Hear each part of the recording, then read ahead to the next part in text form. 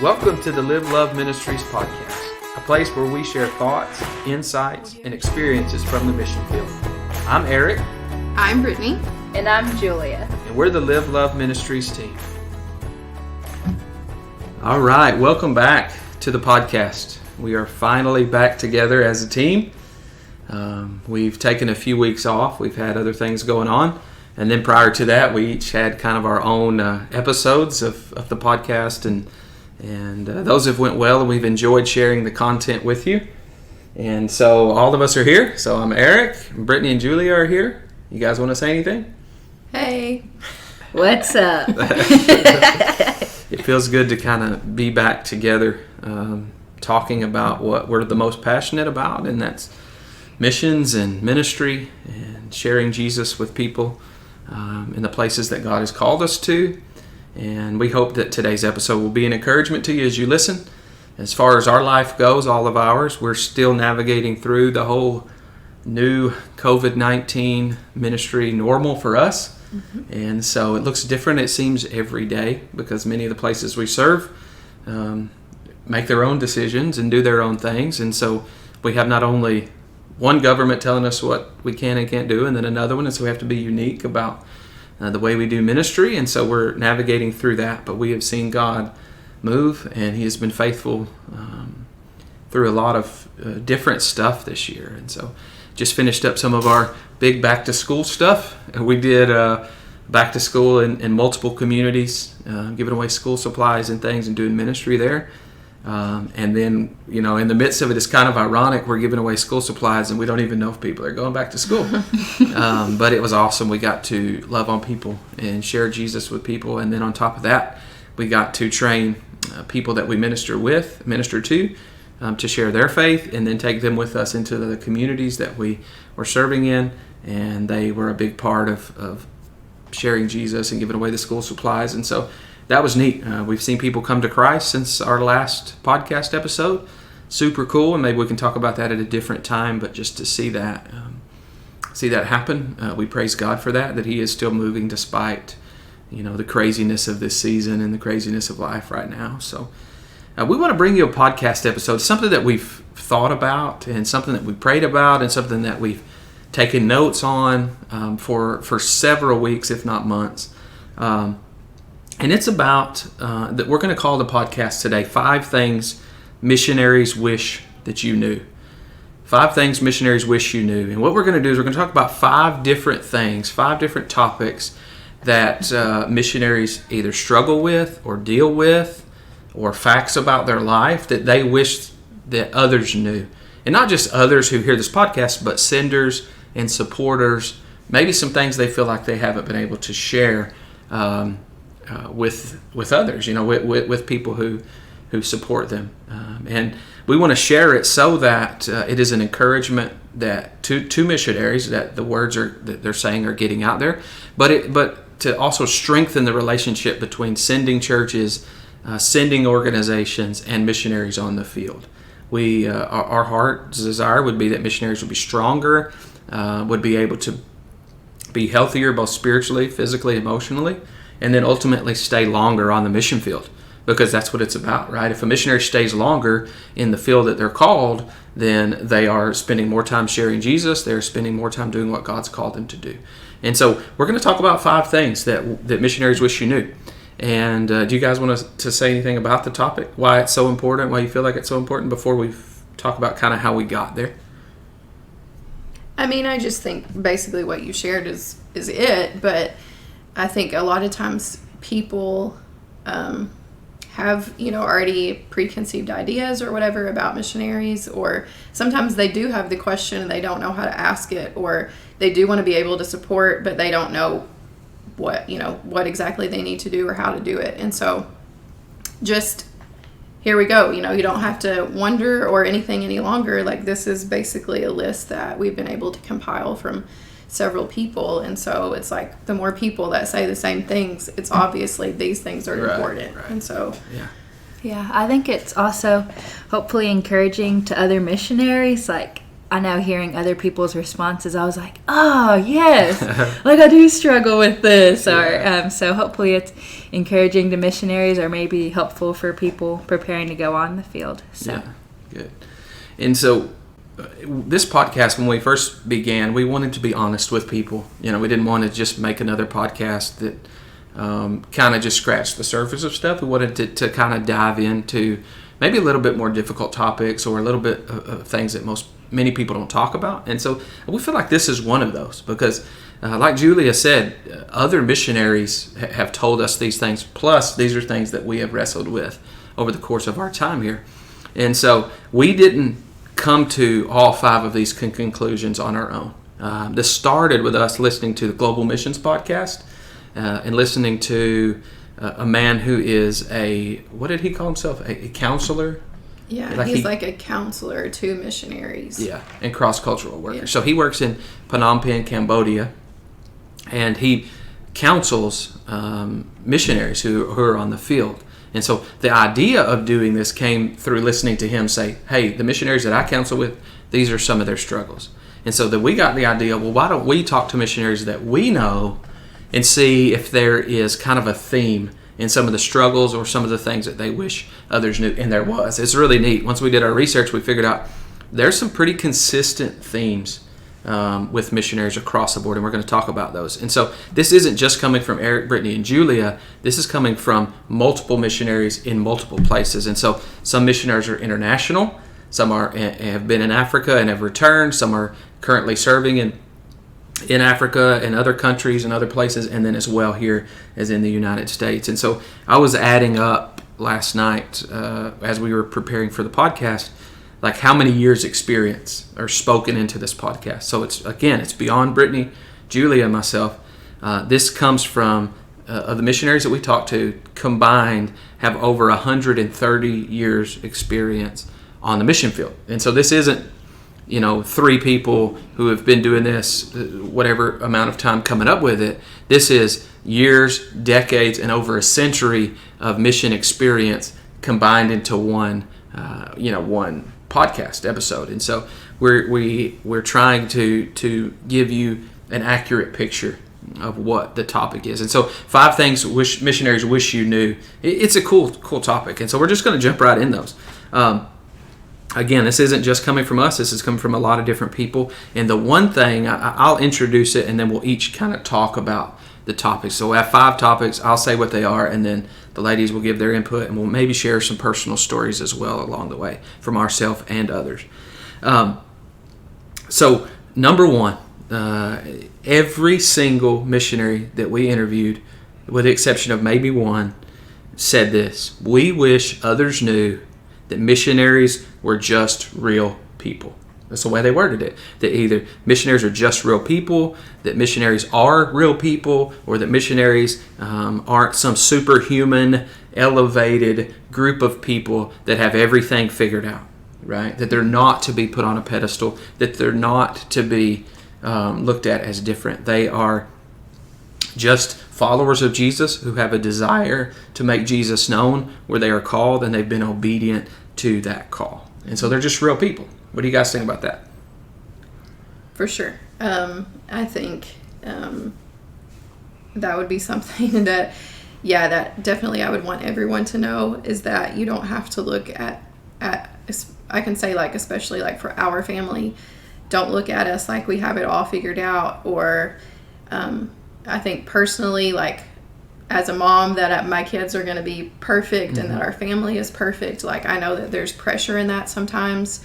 When we go speak at churches, or when churches come here to help us with mission teams, like, you're going to see the realness of mm-hmm. everything, right? Yeah. And so our kids still have behavior issues. Our kids, amen to that. There's still things that we're just regular people working this out too. Yeah. And so there's nothing, just wonderful about us. It's just, this is what God has called us to as our family, and we're being obedient to do it. And so that's basically it. Mm-hmm. Like, there's nothing else to it other than we're just trying to be obedient to do it. And in that is us learning and figuring things out. And so are our kids.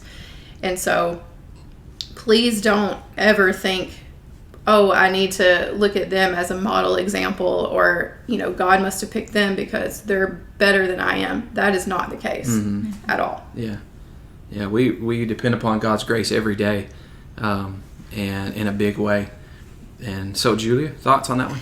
Yeah, I think just the same thing. Like, I've had people be like, wow, you're so brave. Like, I could never do that. And like, almost like elevate you in a way. And I think about like my friends, and like if you ask any of my best friends, they're just going to be like, yeah, she's a mess.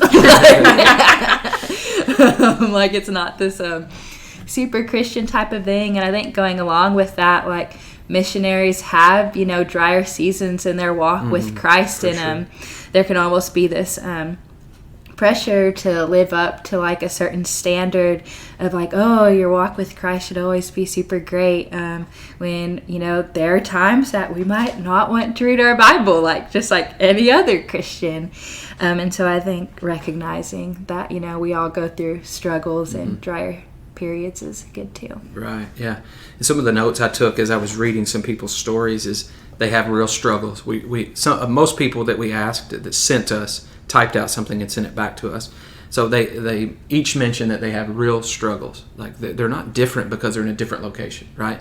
You live in a different part of the world, you still struggle with some of the same things. They might look different and they might fit in a different context, but they still have real struggles. They still have real battles. And if anything, the battles sometimes are intensified because they're away from many of the comforts that other people have. And so they go through that. As Julia mentioned, dry periods. Many people mentioned that. Missionaries suffer with burnout from time to time because of the burden of the needs that they see. And then they pursue that with all they are without taking care of themselves often. Still have family struggles. Missionaries are usually in a different location, and a whole bunch of their families in another part of the world or a part of the country. And that family may struggle with something, and the missionary is drawn back into that as well. They still make mistakes. Oftentimes we go and speak at churches and speak at groups, and we always talk about the good stuff we're doing, which obviously we understand it's by God's grace, but really sometimes we mess up and we make mistakes, and missionaries do that. They have financial struggles, and as Brittany mentioned, kids misbehave still. There's just so much pressure sometimes as a missionary to go and take your children, and we have 9 of them, right? And so and other people, I think everybody that we ask has children. Yeah, they do. And like, our children misbehave sometimes, and so we struggle with disciplining our child in the context of the mission field in which we serve, and so and so they are real people. And I think Brittany has a little bit of a story that she wants to share from some missionary families that we interviewed. Yeah, I was just going to read some of the comments, and then there is a story. So a missionary couple comment that served for years, like decades. Yeah, decades. Said one of them also was a missionary kid. So in this comment, he said, "I soon learned that missionaries tend to be placed on a pedestal." And he said the down-to-earth reality is that missionaries are no different than other Christ followers. They are individuals saved from sin by grace through faith in Jesus Christ. They face same spiritual challenges, discouragement, and temptation as others. Yeah. And he also said geographical location, language learning, and cultural adaptation are not what make one a missionary, but rather being obedient to God's call wherever he leads. I think that's key. Yeah. I think he mentioned the word temptation too in there, like you said. Like, sometimes people think, well, missionaries are in a different part of the world. They don't have temptation where they are. Yeah, we really, really do, and they do. And so yeah. Another comment from a different couple that have served for about 15 years says, be aware that we're not superhuman. We're not a special class of Christians. So basically reiterating, some of the things already said. Right. Another one is, we would say that one thing everyone should know about missionaries is that they are regular people called by God to take the gospel to unreached and unengaged people and places. So same thing, there's this common denominator, right, that it's just regular people, nothing special necessarily other than God's call. And then an example story from someone who's a missionary said, that this was kind of goes along with the family struggle. And he was just making the point, like, he realized people wished, that they realized that they have real struggles, and his family had real struggles. And basically, some of his comments were like his wife suffered depression, that, and This is after or before getting to the mission field? This is after being in the mission field. Yeah. That I think there was some tendency to be depressed before moving to the mission field, but then it intensified once there. Right. And so there's that aspect of it, thinking, which is common because you're leaving everything that to go to a new place and having to adjust. And so there was that depression, and he made the comment, like, there's nothing that I can physically control about that. That it happens. And so people think, well, you're a missionary, you should be able to just get back in check just like that. But there's nothing that he could do about that. And also, he gave the example, as his kids grew older and got to be in their teenage years, they really struggled with that. Being on the mission field, surrounded by others that maybe were non-Christians, that led into their life as teenagers, and those influences and temptations came to his family. And so he gave the example that his daughter she got pregnant at 15 and then had the baby, and then he had a son who tried to commit suicide later in his teen years. And so these are real things that were happening to his family, and people, it's difficult for him, because it was like, well, what am I able to communicate to people without them being judgmental? Right. Because I want them to understand we are real people and we are really going through this. And so he needed support, but at the same time, he didn't know if he would get the support. Right. And so it was like just that struggle of even him as a parent going through these things of, like, this is happening to my family and I need the support, but I don't know if I'm going to get it. Right. Because people think that I should be at this level that I'm not. Yeah.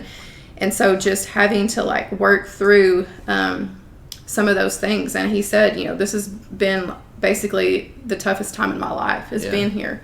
And it's not that it's bad, like he's not regretting it, but he's just saying it's tough. Yeah. Yeah. And so these are some issues that, missionaries go through. Right. And so they are real people. And everybody wanted people to know that. Hey, if your listeners are tuning in and they're paying attention, let them know we're real people and have real struggles. And one of the things that I noted too was a lot of times people will say to us, or I've heard them say to others, wow, you're sacrificing so much to go on the mission field. And every missionary that I've ever met, myself included, we don't see it as sacrifice. Like, we don't feel like we're sacrificing anything.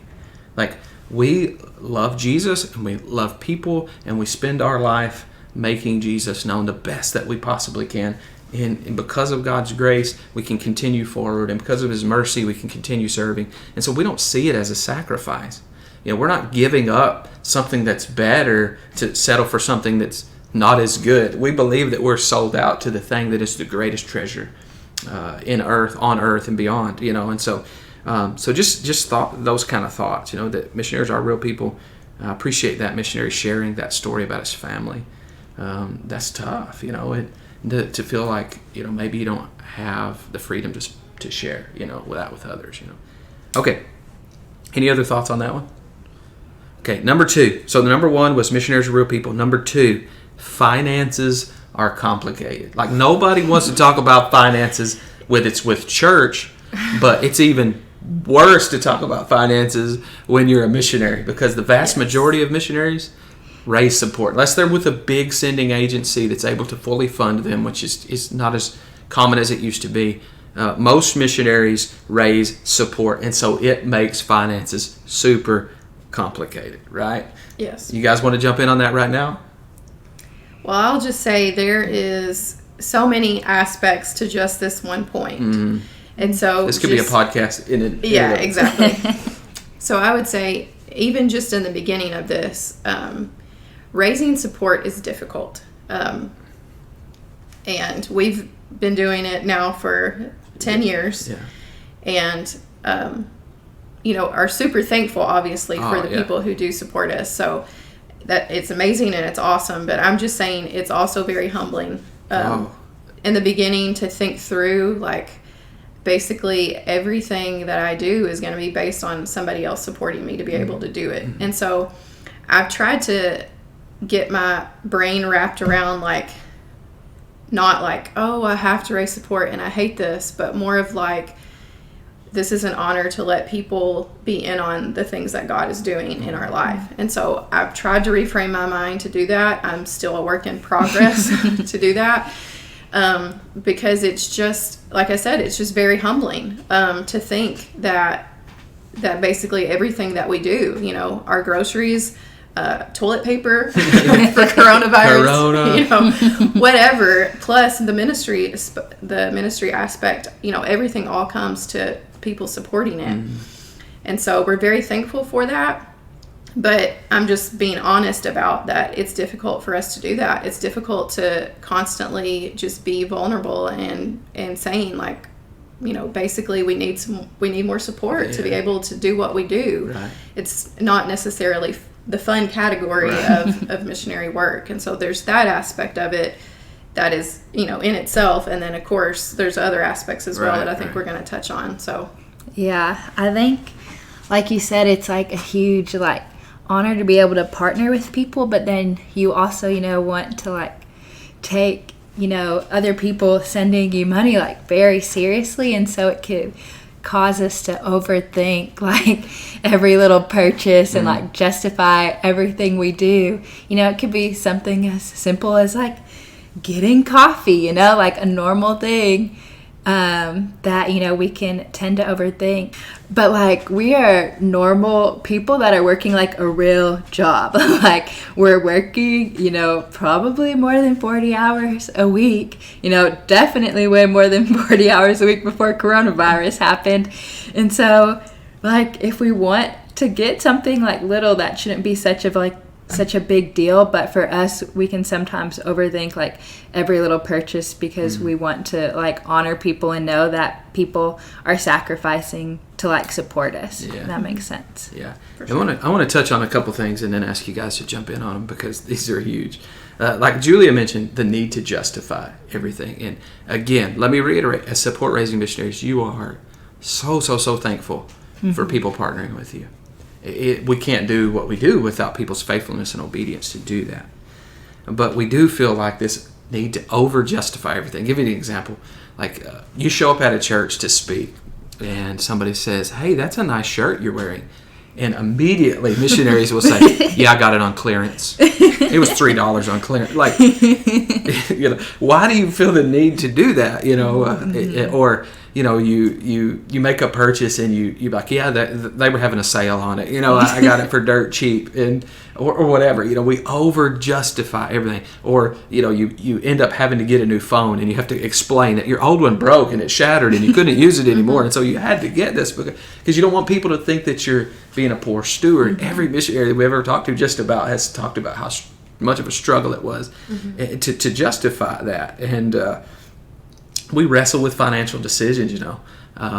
The man I was talking about that counsels people in Cambodia, he says, let people share their family photos or their family vacation or their joy on Facebook and social media.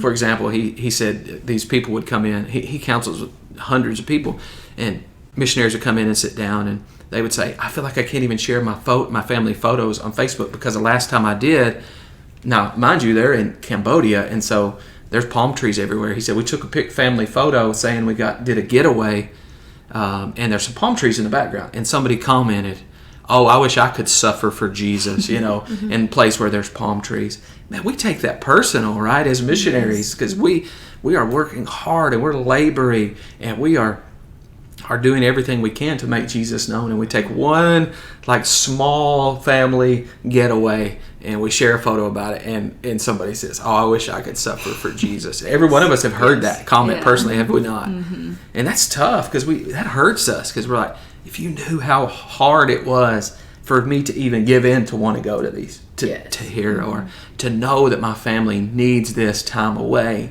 to be healthy, both spiritually and emotionally, and just as a family unit. Like, I hope you suffer for Jesus where you are.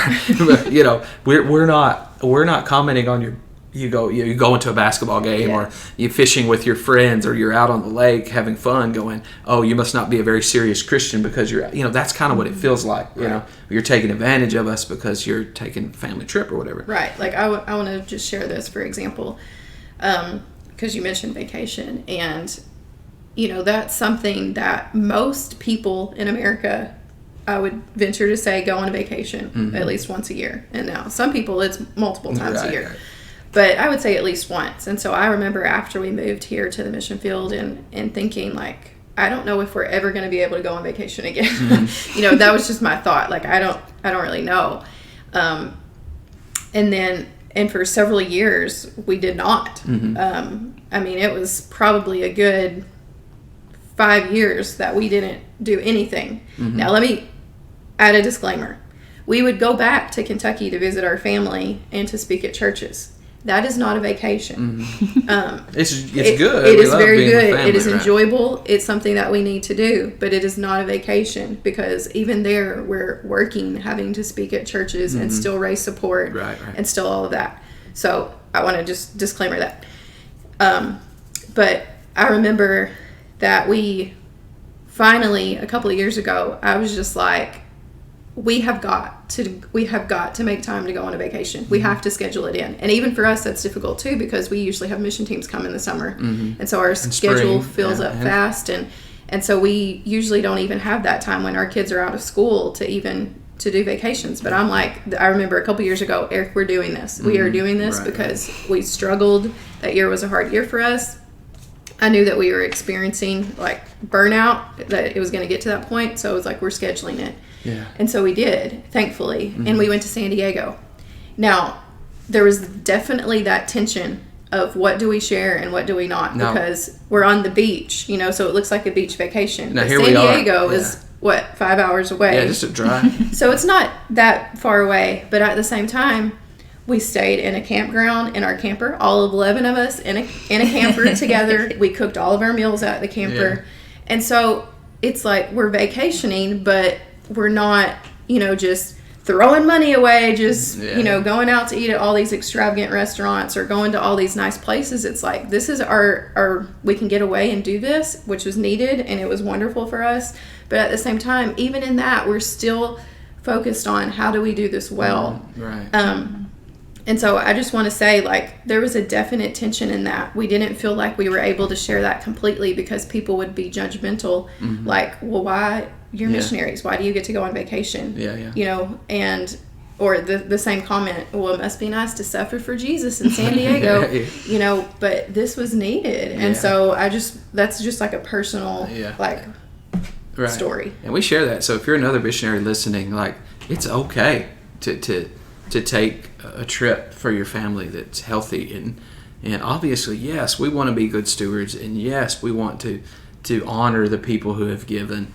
But everybody that I know, if I were to sit down, that supports us, or sit down and say, listen, we have a really big need, our family needs some time off, and they would support that, right? And so there have been times where we've made purchases where people made fun of us for it because, and they realize like how much time and effort we put in to that, to make that happen. And so, I don't know, any other thoughts? That's a big one. That really is a big one, I feel like, that would, because here's the deal. If missionaries can stay healthy, they can stay longer. Again, I want to reiterate that. If missionaries can stay healthy, they can stay longer. If missionaries can take time away, they can stay longer. Most mission organizations require their missionaries to take sabbaticals, to take time off, so that they can unplug, so that they can refuel, they can spend time with the Lord, they can spend time with their family, and come back re-energized. And so that's super important. Even in our small group here, we've talked about how that's super important, to take time to unplug. Not that you want to get away from people at all. That has nothing to do with this. You want to be healthy, and you want to be the best that you can be. And so sometimes that looks like taking a little time off or whatever. So finances are complicated, right? Like you just feel the need to overly justify that. And so every missionary that I've ever talked to just about wishes people knew that. Like we really do labor over these decisions. So any other thoughts on those? Yeah, well, I have this to read from from a missionary couple that sent this in. This was one of the things that they wanted to talk about. And if it's okay, I'm just going to read most of his thoughts. So that way I'm not generalizing something that, I take it out of context or anything. Right. So he says, for those of us who are missionaries in economically challenged and depressed places, one of the most strange and difficult dynamics we face is that when compared to the people in our home church or culture, we are poor, while compared to the people among whom we live, we are rich. This financial reality is incredibly stressful. We have the same challenges to pay for insurance or save for retirement or for our kids to go to college as any of our supporters, but due to our heart to ministry, most of us take a minimum salary that often makes saving for retirement feel like a luxury. When we are able to visit friends or family, they often spend money on things that seem extravagant to us without necessarily thinking that the same thing is beyond our reach. However, at the very same time, most of the people that we serve see us as being incredibly rich. They literally see us as a bank. I've been asked to serve as a person's savings account, and I've given out many loans to people who work for our organization, but often money can get in the way of genuinely reaching people. People may want to believe the gospel because they see the missionary as a way to get a job or a handout. People often look at your house or your car or your phone, and they can't understand why you won't just give them whatever they need. Preaching and discipling is the fun part of the missionary call, but money is always in the background of everything we do. We want to help people, but we also can't just hand money out, since often that's not the best thing for people, and because we have our own financial obligations. Super, super true. Super important. I like that. And so that's straight from the mouth of a missionary. And so they're not just complicated, in many of the ways we've mentioned, but they're complicated and with the people that you minister to as well. And so it's a good thought. All right. So number 1 was real people, that missionaries are real people. Number 2, that finances are complicated. And number 3 is that there is a definite difference in short-term and long-term missions. Okay. So through the interview, through our conversations with people, that's kind of what kept surfacing. There's a definite difference in short-term and long-term missions. Okay. And everybody's going to be like, yeah, I know that. Yeah, I get that. But like short-term missions is hugely important. It's especially for our ministry. It's a big part of what we do. It's what got us all 3 sitting around this table on the mission field. So in no way are we saying that short-term missions aren't important. I mean, most missionaries, their exposure to the mission field was through short-term missions. But anybody that has now become a full-time missionary or a long-term missionary will say, I had no idea what I was getting into, because there's a huge difference between going for a week or 2 weeks or a month and then moving there, living my life there, learning how to do life in a new culture, a new community, a new place, oftentimes a new language, new stories, new everything. Figure things out for my kids, figure out money, figure out groceries, figure out life.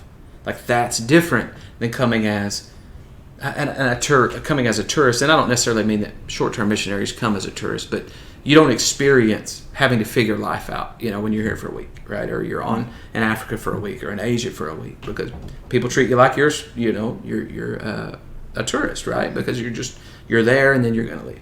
And so we just wanted to reiterate that and support the missionaries who have said that short-term missions and long-term missions are different.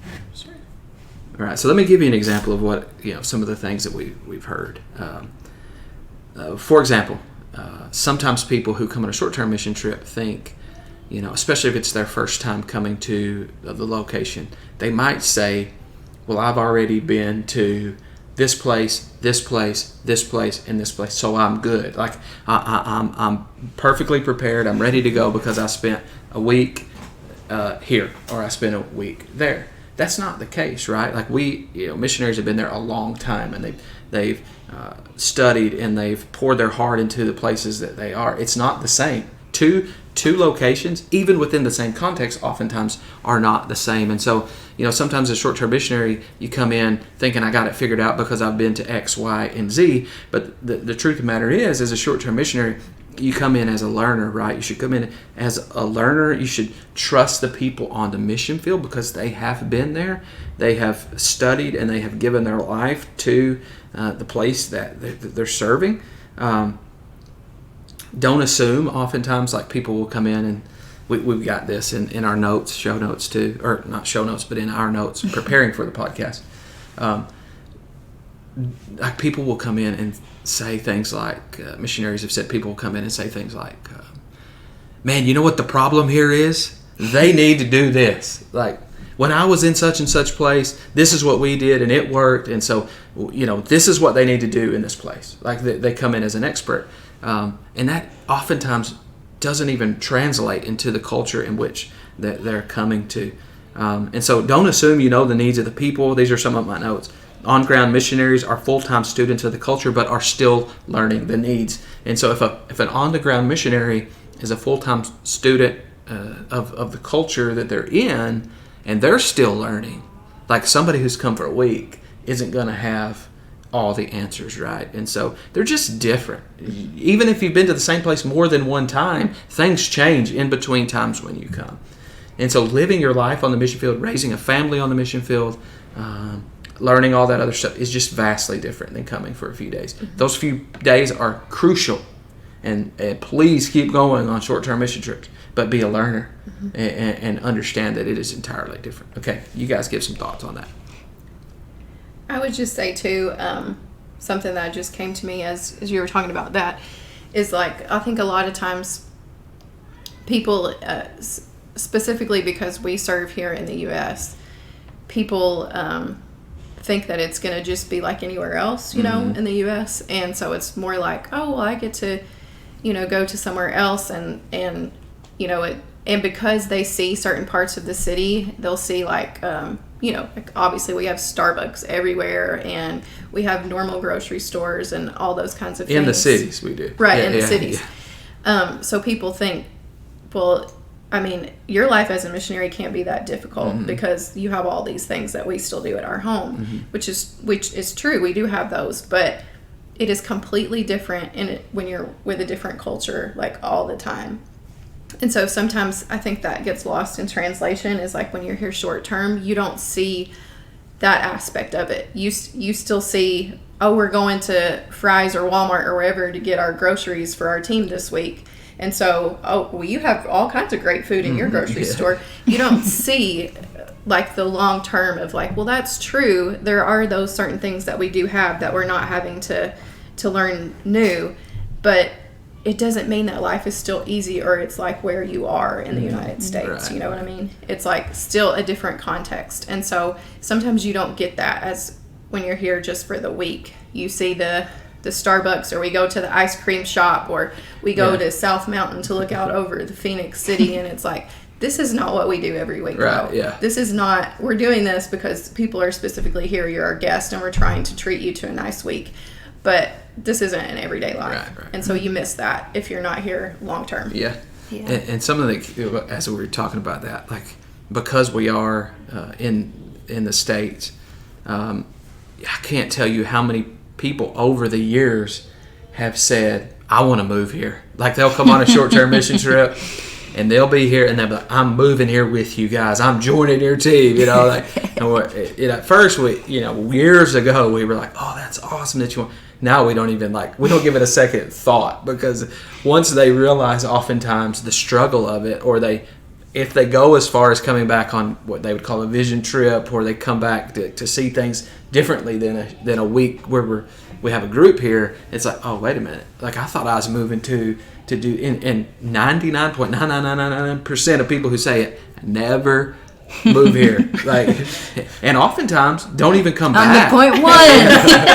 And oftentimes don't even come back. They'll come and have this great, amazing experience, and they're like, this is the best place on earth, and God's calling me here to invest long term, and then we never see him again, right? Because it's just different. And we're not trying to bag on anybody, because again, please keep serving that way, but just understand they are different. Like some of my best friends I met when they came on short-term mission trips, and so I love them, and they pray for me often, and that's how a lot of times our ministry gets exposure to other churches and communities and places, and man, that's amazing. But just they're just different. Right? Yeah, I think going along with that, like the short-term mission trip it really is just like kind of like some of our higher points a lot of the time of the year where you're like, oh, well, we have VBS, and so like you might see people come to Christ. But then, you're here, for years, and it's like, oh, like, is God even moving? Like, where are you, God? And so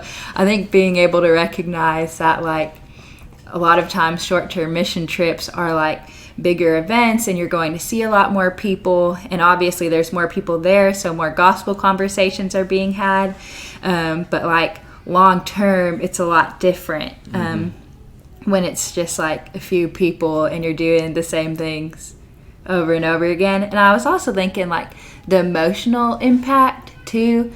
Like some people be like, yeah, like I understand, like mission work is hard, because they're thinking about like something that greatly impacted them while they were on a mission trip, but also being able to recognize, for people who are on the field, like, oh, like this is people's lives every single day. Like they are dealing with like whatever it may be, like somebody trying to commit suicide or whatever, like every week, like something big and dramatic is happening, and so that's going to take like a toll on like long term. Does that make sense? Yeah, it does. And I think that brought up a thought where we were listening to that man from Phnom Penh in Cambodia he said he counseled with people, and they said one of the struggles they have is that like people will come to serve with them on a short-term mission trip and be like, and so now he's in Cambodia, but they would say, I've been to Haiti, so I got this, and he's like, no, you don't have this, or whatever. It's just different, right? And like Julia said, or people will call and say, yeah, I know the struggle, last week and we were doing this in our neighborhood, and they're trying to be compassionate, but oftentimes it's just not the same. And so, so Brittany has a little bit. You want to share a little bit about one of the things Missionaries sent? Yeah, one of the missionary couples just reiterated the point was just to rely on the ground missionaries. And they said, before you're traveling and you're going to be there for your week, it's great to do your research and obviously to pray and learn as much as you can.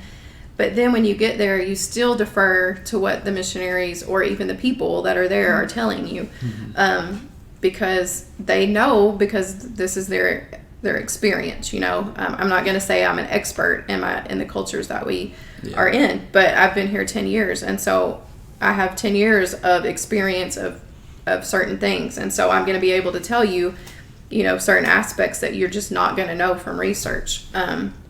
Or even if you've been here a week before, like Eric was saying earlier, something might have changed in that year or 2 years since you've been here, and so it's always good just to ask questions and be that learner instead of just assuming. And so that was kind of his point. Also, another thing he said was, don't assume that you know what people need, and that goes to the missionaries and to the people that you're there to serve. You don't assume either what they need. It's good to ask that question, and we do get that a lot, and I'm thankful for that. But a lot of times, personally as missionaries, we get that question a lot, what do we need? But not so much about the people that we serve. And so he made this point that, there was this wonderful church that had this organ that was really expensive. Like, we're talking thousands of dollars expensive, and they weren't going to use it in their church anymore. And so they wanted to send it to somebody who could use it. And so they sent it to a church on the reservation, thinking that they were doing a wonderful thing. And it was, they were being very generous in that. But the thing is that they didn't ask the question about, was it a need? Or do you want it? Or do you even want it, right? And it was just given, like, here it is. And so, it was in the church, and nobody knew how to play it. And they didn't know anybody to get lessons from to learn how to play it. And so it was like, well, now this instrument has been in this church for 15 years probably, and it literally is just sitting there like as a bookshelf almost and collecting dust because nobody knows what to do with it. But in reality, they like to play guitar, and so they could have bought a guitar or whatever, and that met the need that the church could have used. And so here's this $1,000 instrument that could be, given to somebody else that could actually use it, and they could just given that church, the guitar that's a couple $100s instead, and that would have met the need. But it's like, it was just an assumption that we're going to do this, you know? And so that's just like one example of like, just ask. And then if the answer is no, we can't really use that, it's okay. Like, it's not anything personal. You don't have to take it offensively or anything. It's just like, literally, if you give that to us, it may not ever be used. Like, that's just the honest answer. And so just be okay with whatever the answer is. If the answer is no, but we could use this instead, then try to do that instead, and just be okay with that. Right. And so this is just a funny story, and I can share this because I know that the person will never hear it because I don't know who they are. One time we were donated a bunch of stuff, you know, when we were doing ministry, and we began to look through it, and in the donation bag was women's lingerie. And could you imagine us as missionaries saying to the people that we minister to, come get these donations, you know, posting it on Facebook, holding it up for people to see or whatever, you know, like, and or the person actually taking it and somebody asking them, where did you get that from? The missionaries, from the church, you know, like, it was like women's lingerie. We don't need women's lingerie if you're listening. So it's just a funny story, but anyway, that's kind of one of ours. Like, we better throw this away, you know, before somebody sees it. And so one of the things I think is important to mention is that, like, we were here a few years before we did what we called a community needs assessment. And we went around to the community and asked, what does the community see as a need, you know, as the needs? We had a list, and they weren't necessarily spiritually motivated questions. Like, what are some of the needs of the community? And what we found out was we were meeting some of the needs of the community, but a lot of them we were not. Like, we weren't even addressing what some of the needs that the community. And once we began to address some of those needs, our effectiveness in ministry increased substantially because they had a need. We had the ability to meet it. We just weren't because we didn't know what it was. And so then we were able to address that. I think that's an important thing to mention. Thank you for tuning in to part 1 of this 2-part conversation that we called 5 Things Missionaries Wish You Knew. You got to hear 1 through 3. I hope that you tune in next week to hear number 4 and 5. And I hope that both episodes will be encouraging, will be helpful to you, whether you are a missionary, a sender, or a supporter. Thank you for listening to this episode of the Live Love Ministries podcast. We hope it was encouraging, made you think, and broadened your understanding of our mission and the mission of making disciples of all nations. You can find out more information about our ministry at www.liveloveministries.org. If God leads you to partner with us financially through prayer, or if you're interested in bringing a mission team to Arizona or one of our other locations, you can find that information on our website as well. Until next time, keep loving people and keep pointing people to Jesus, and we'll see you then.